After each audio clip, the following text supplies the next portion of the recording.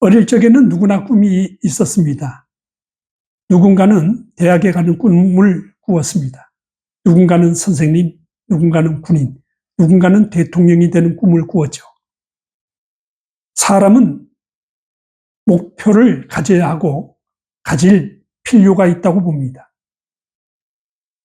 살다 보면은 어려운 난간에 부딪힐 때가 종종 있습니다.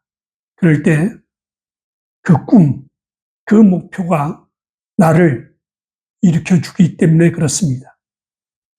많은 사람들의 간증이 있죠. 목표에는 배우고 못 배운 그런 차별이 없습니다.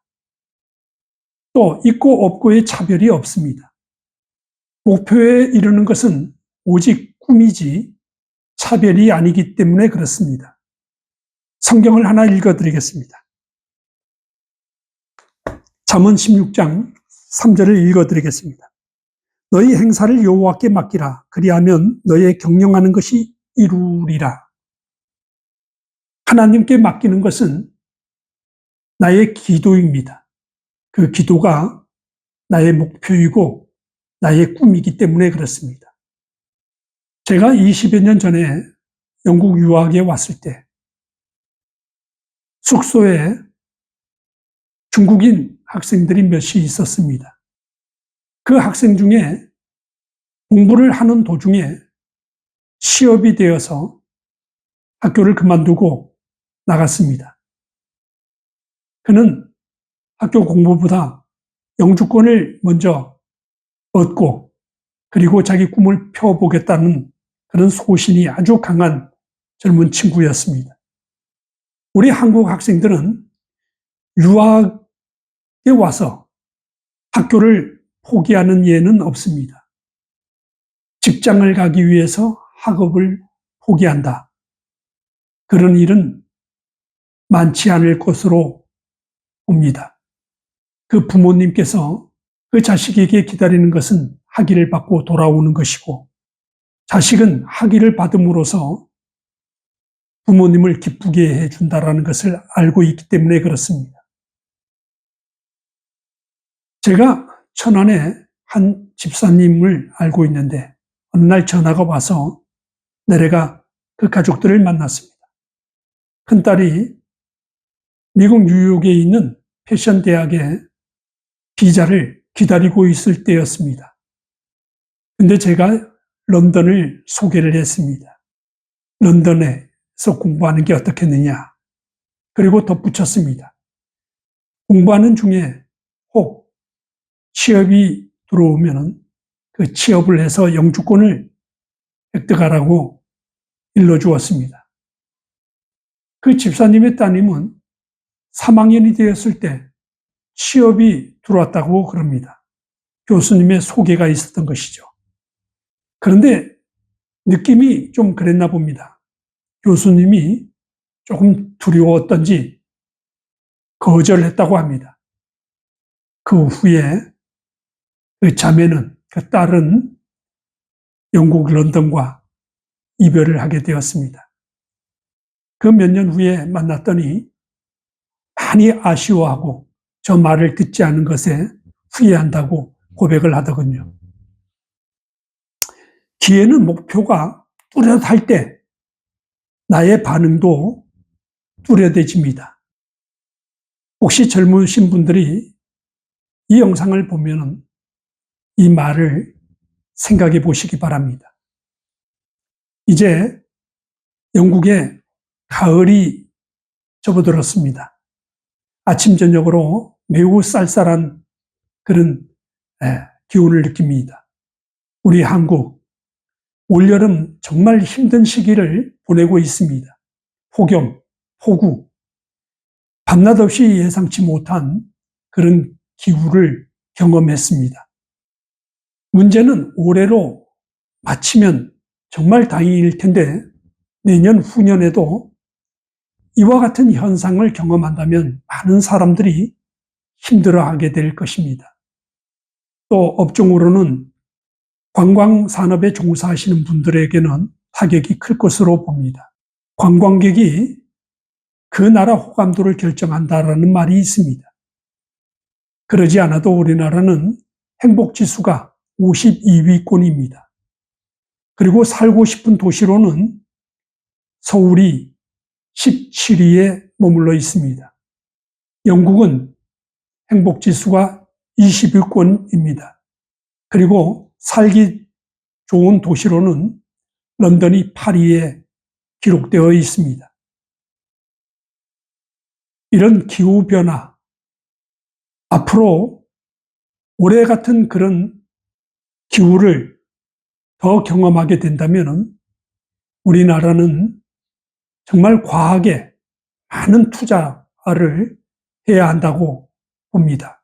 과학만이 이러한 기후에도 우리가 행복한 생활을 할 수 있는 기회를 가질 수 있기 때문에 그렇습니다. 제가 2, 3일 전서부터 광복회장 이종찬 씨의 그 발언에 대해서 뉴스로 들었습니다. 그리고 기사를 읽었습니다. 제가 그 기사를 발췌한 것을 같이 나누겠습니다. 2024년 8월 14일 MBC에서 올라온 그 기사 제목입니다. 쪼개진 강복절 사상 초유 따로 기념식. 정부와 독립운동단체가 따로 기념 행사를 열었다라는 내용입니다. 또 8월 14일 VOA 코리아에서 올려놓은 제목입니다. 반쪽 행사로 치러진 강복절. 광복회는 김영석 독립기념관장 임명을 신랄하게 비판했습니다. 이유는 그가 독립유공자가 아니라는 점과 뉴라이트라는 점을 들어서 며칠을 맹비난하고 나왔습니다. 그래서 제가 다른 기사 하나를 발췌해서 여러분과 나눠보기로 했습니다. 들어보시기 바랍니다. 임태훈 군 인권센터 소장의 말을 들어보겠습니다. 서울신문 2018년 8월 8일 임태훈 군 인권센터 소장은 군대를 안 간 사람이 군 인권 개혁을 제대로 할 수 있겠느냐는 일부의 지적에 대해 그러한 논리는 그냥 시비 거는 것이다 라고 일축했다. 다른 하나는 CBS 라디오 2018년 8월 8일 김현정의 뉴스쇼에 출연한 임태훈의 이야기입니다. 북한을 다녀와야 북한 인권개혁을 얘기할 수 있는 건 아니다. 군대도 가지 않는 이명박 박근혜 전 대통령도 군 통수권자가 될 수 없는 논리와 같다면서 이같이 말했다. 이어 대한민국 군대가 잘 못 받아준 것이다. 임태훈은 저는 병력을 필요한 분들도 못하고 있는 군 인권 개혁을 하고 있다고 강조했다. 이쯤 되면 이종찬은 임태훈에게 배워야 될 것입니다. 탈무드에는 이런 말이 있습니다. 질투는 천개의 눈을 가졌다. 그러나 단 한 가지도 올바로 보지 못한다라고 말입니다. 대개 질투와 시기는 교육 수준이 낮은 쪽에서 높은 쪽으로 올라간다라고 알고 있습니다.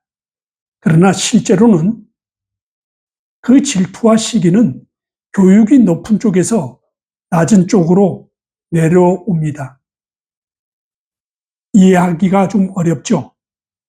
우리 속담에 사촌이 땅을 사면 배가 아프다라는 말을 있습니다. 성경에도 구약 말기에 새 언약 백성들이 생겨났습니다. 유대교와 기독교가 이제 구분되는 그런 시기죠. 그래서 예수님과 제자들이 바리새인들과 율법사들에게 침례를 받을 것을 권했습니다. 그러나 그들은 예수와 그 제자들에게 온유를 거절했습니다. 이유가 뭐예요? 지금과 같은 현상입니다.